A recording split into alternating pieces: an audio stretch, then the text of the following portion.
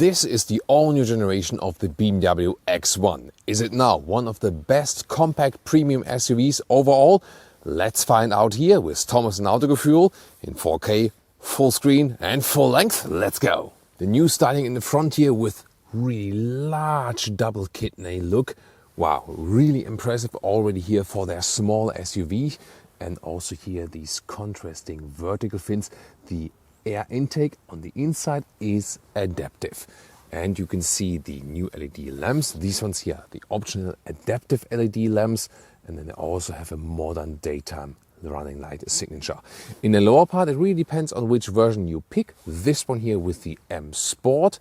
Other than that, the X line, for example, would have the contrasting lower part in silver. And the turning indicators here replace the front daytime running light. Looks really fancy, doesn't it? The length at 4 meters 50 or 177 inches, so around about 5 centimeters or 2 inches longer than the previous generation.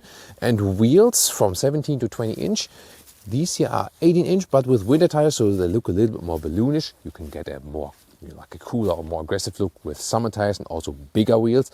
But then you might also lose some comfort if you go too big. Talking about the comfort, as for suspension, next to the base suspension, you can also get an adaptive M suspension, which we have here today. And that is then 15 millimeters lower or 0.6 inches lower. However, you can also adapt the comfort depending on the driving mode. Frames around the windows, it always depends on which version you pick and if you go for a shadow line or not and so on. You really have to go deep into the configurator because there are different possibilities, and here also with the high gloss then in the lower part. Overall a very likable design, not too aggressive. Also painted wheel arches here in the vehicle color in the M Sport. However, you can also get it in a more contrasting look with the X line. In the rear with a more modern tail lamp design here, and the M Sport has these dark inserts right here. The color, by the way, is Storm Bay Metallic, a very interesting one. It really changes the nuances of the color depending on the light. Also in this M Sport, we have here these diffuser style lower endings, really cool. And there are no fake exhaust tips whatsoever, so a great clean design choice. No work for the Autogefühl fake exhaust police for today at least.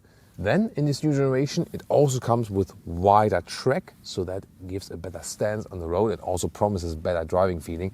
We'll see more about that later. And turning indicators in the rear, well, they don't look that spectacular, do they? The car key is extremely light indeed. As here also in the M Sport, the beautiful colors. Then flush door handles here, they always stay like this and they fold up like this. And I mean, the feedback is not too bad. Then door closing sound is actually quite good. Not too bad, but also not the best ones we've heard. Inside of the doors, here with soft touch Sensatec, you can also get that one, as well as for the dashboard. And here the Harman Kardon sound system with a nice design visualization. And also the buttons at the inside of the doors resonates a very good quality indeed. Here the M Sport steering wheel looks more spectacular, especially in here in that lower area. That's pretty cool. And still real buttons at the steering wheel. That's what we really prefer, don't we? Depending on the market, you'd start with fabric seats as base. Then the M Sport comes usually with Alcantara on the inside, Sensatec outside, and here these ones are the full perforated Sensatec seats. So they're breathable and full leatherette, make a very good quality impression from the first sight.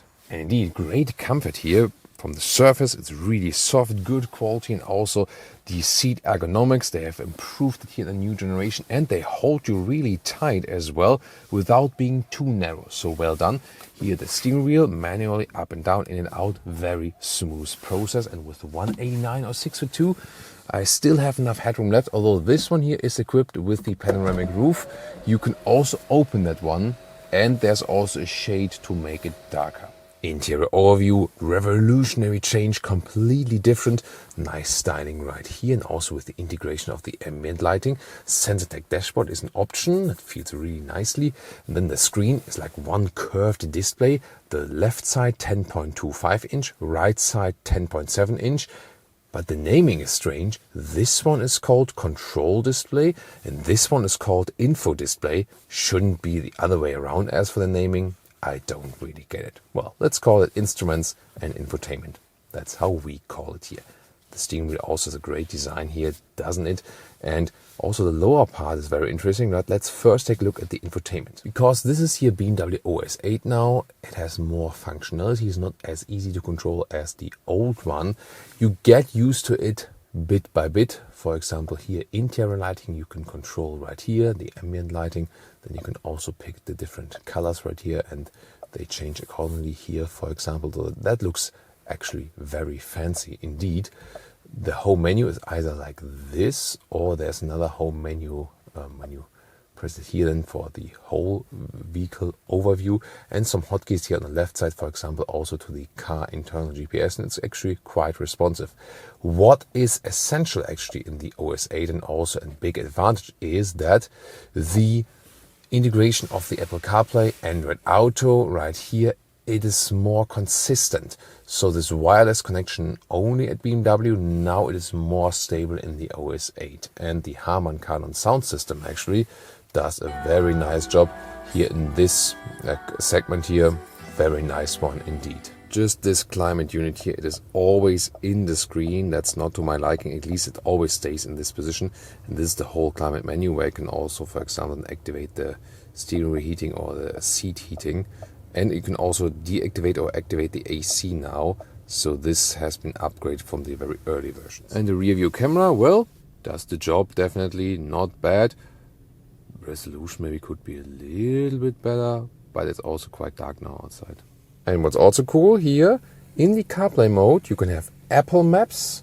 Also on the left side in the instruments, or with Android Auto, it would work with Google Maps. These two possibilities. Digital instruments, you can see here the RPMs can turn up in the right side. You can also change the whole layout of that. For example, here, like this or like this, but I more prefer the layout where you can still see the RPM. It's more classic layout. And then also content-wise, you can, for example, also have this compass here, but you can also induce the speed here in the middle part. That's what I would actually use for driving. And the head-up display, very clear and crisp to read, a helpful feature. And do you see this flying middle console? This is taken over from the BMW iX, from the big EV SUV. So some styling elements then also in the compact premium SUV. But is it also functional? Well, in a way, because there's a lot of storage space then underneath. Here in the lower middle console, it's very interesting. You have this kind of seat belt here for your smartphone. That way you can secure it so it doesn't fly all over the place while driving.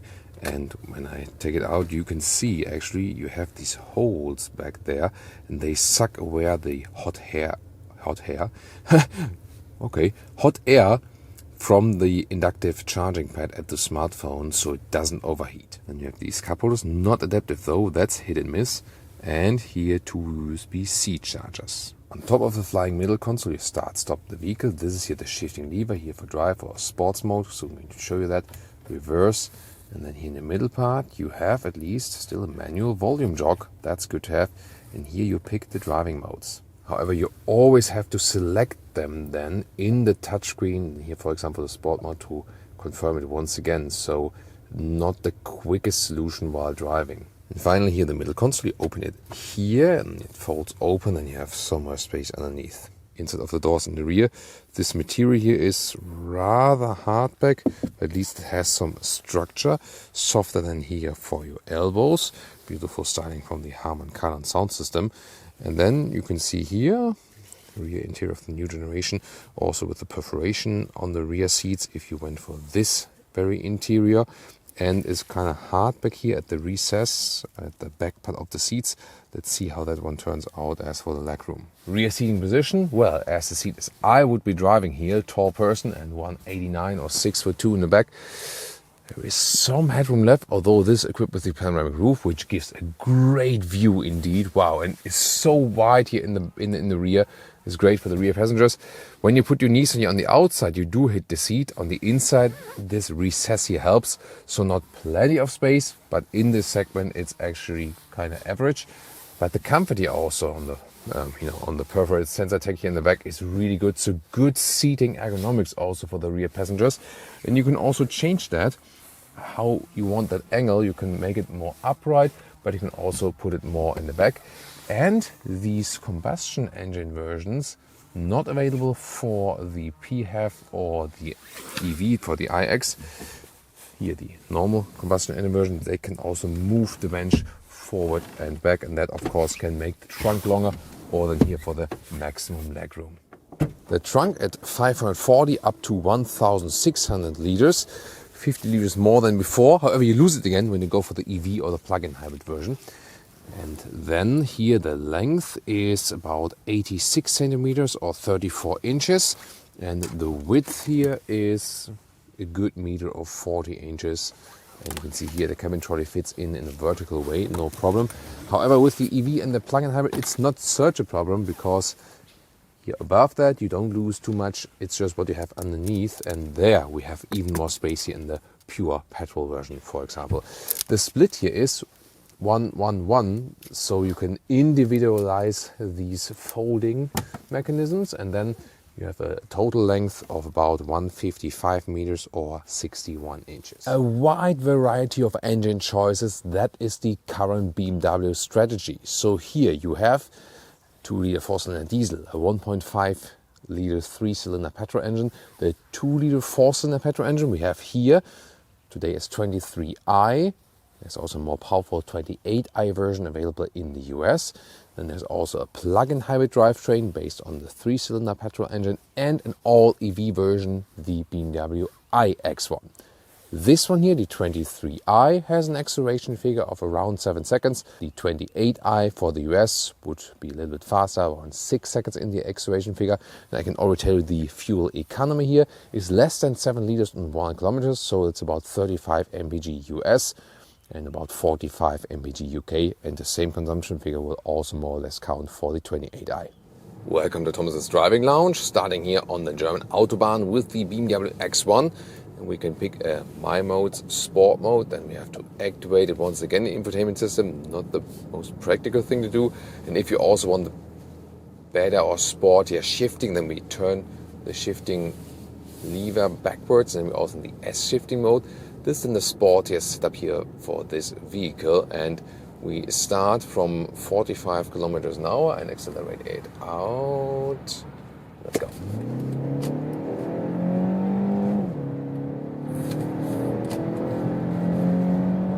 $120, $150.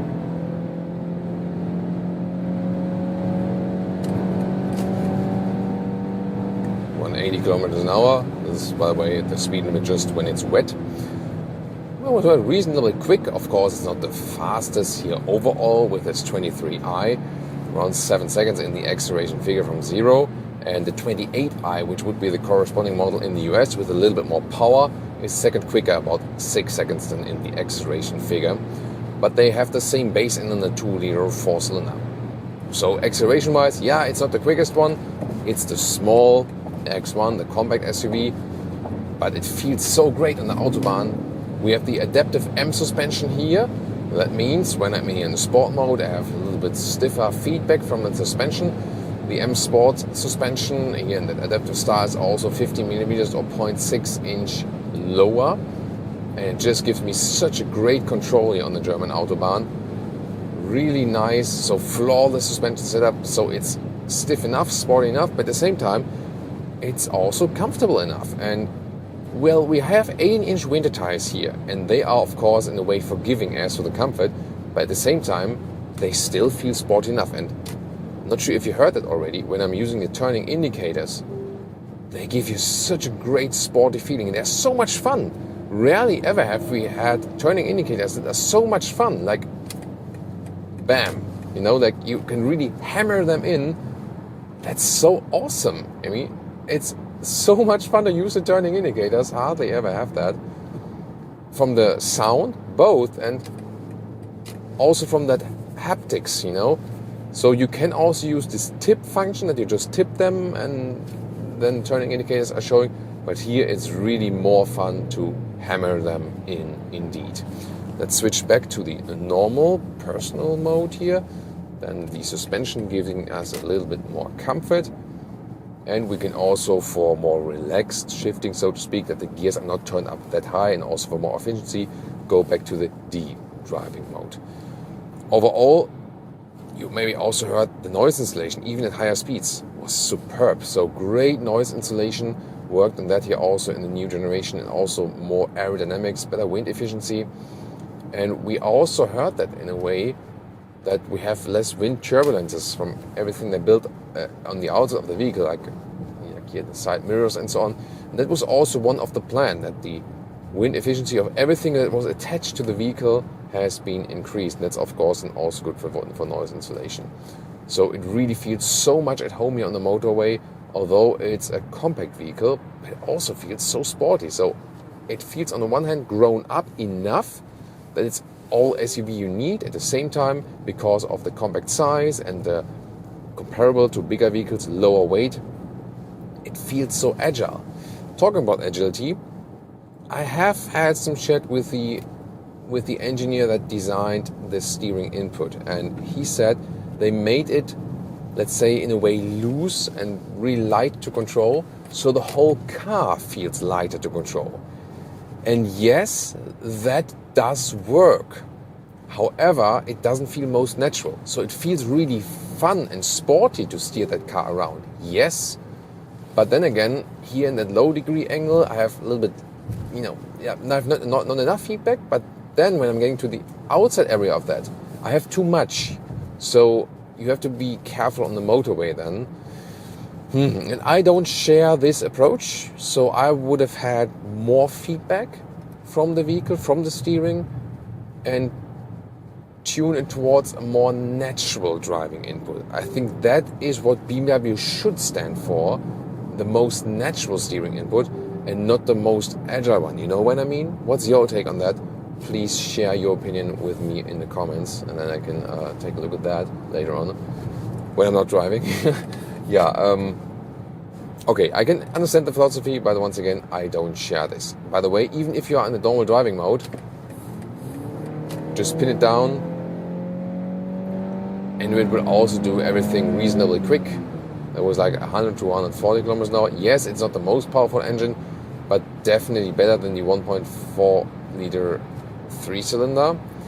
In the UK, the engine choices are somewhat limited, at least at this moment when we produce this video here. So when you want to go have a very quick version, you gotta pick the plug-in hybrid or something. But we also had experience when ask yourself, hey, diesel, petrol, plug-in hybrid, electric. In the driving part where we compared the petrol to the pure electric one, the pure electric one is so much fun to drive and is also really powerful, the quickest version there is. So you can have more driving fun in a way with that. On the other hand, the petrol engine is lighter. So when you are already at speed and do some, driving agility, then this petrol engine version here will feel better, especially when you are at speed and then suddenly go into a corner. Then you can't deny physics with the weight of the electric vehicle. Then the petrol engine will be the best choice. So I think for fun, as for handling dynamics, the pure petrol engine 23i or then 28i in the US will be the best pick. For the most explosive driving fun, as for acceleration, it will definitely be the iX1, and due to the lower center of gravity, it will also still deliver a lot of fun in driving. And if you have the charging infrastructure suitable, the iX1 is also quite efficient, has good range and so on, then you might as well go for the EV version. Otherwise, if your charging infrastructure is not up yet, then the pure petrol engine here is also a very, very good choice. No doubt as for that. So I'm really happy with that one, especially as for driving dynamics. Yes, steering could be fine-tuned a little bit more, that it's stiffer and has more control, more natural feeling. That's good. Other than that, assistance systems, they are also really nicely thought out here. Activate them at the steering wheel, and they're so flawless indeed. It's also with an active steering here if you get the highest build of that. And you see here, it's a very smooth input from the steering wheel that does itself. Here, slide left bend on that motorway here, and it's doing a flawless job. Maybe you've already seen the blind spot monitor. Let me show it to you. That red Skoda might overtake us now, so we can show that. So there's a triangle appearing then in the side mirror. I'm not sure if you can see that. It's there right now, early enough. And when I set the turning indicators, then it's also flashing. So that is a really helpful function, that blind spot monitor. I also have a head-up display now here in the X1, so I don't have to look down to the instruments. I see all the speed and so on, and basic information in the head-up display. It's also a great addition. And lane changes are so much fun with this vehicle. It's awesome. You get along with the steering, yes. Then the turning indicators that you can hammer in with that great haptic feedback.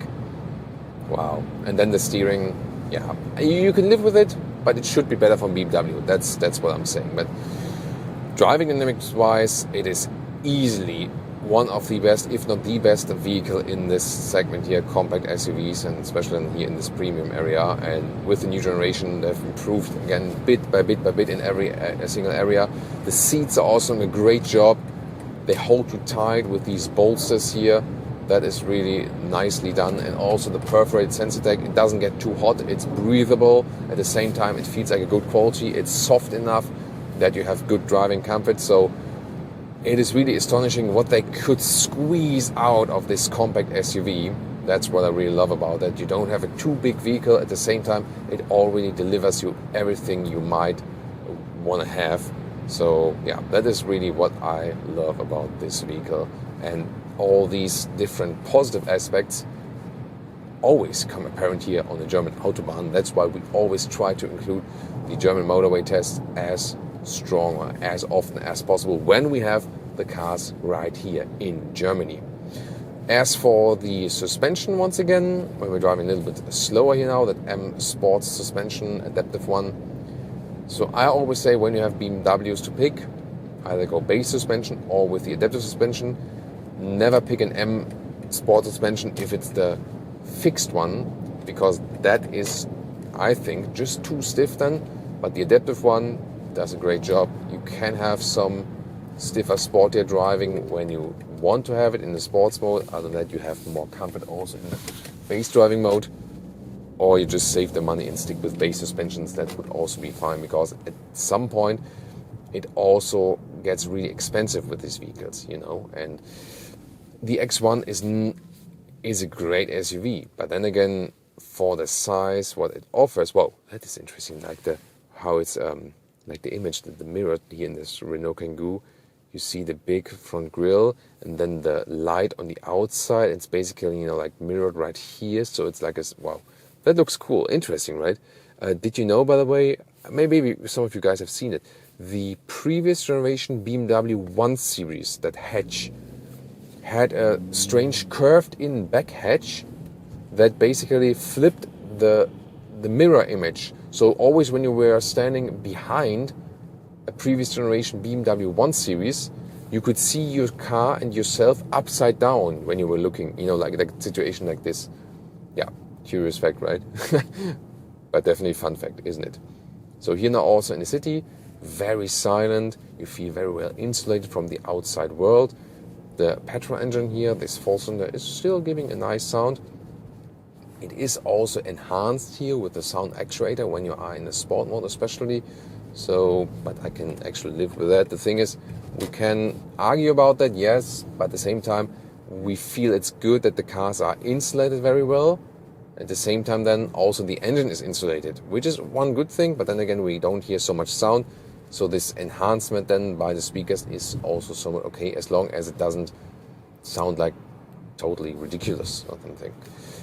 By the way, if you hear this chime here from time to time, it's always when there's like 50 kilometers an hour speed limit here, and as soon as I drive 51 or something, was it at 52? Let's see. Or at 53? 54?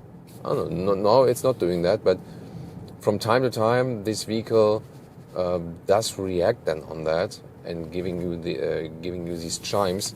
So yeah, you can also turn it off, but for some situations it might also be useful to have that. So this is the good thing here about the BMW X1. It feels very nicely planted on the motorway on the German Autobahn. At the same time, it also feels at home in the city, and you don't feel it's too big or so on. Also, when you're getting in some narrow situations, when you park, now it was this time at 53. So that is like this perfect balance, and also one of the reasons why this is still one of the BMW best sellers. So overall they each year produce and sell like between 200,000 and 300,000 pieces. And this is the reason, you know, it is a vehicle here that can actually do almost everything, feels at home in almost every situation. And that's why also this generation, still really like it. If you want to see more of the BMW iX1, the EV version, we have it here in our review of the X1 versus iX1, or one of the competitors is of course also the Mercedes GLA.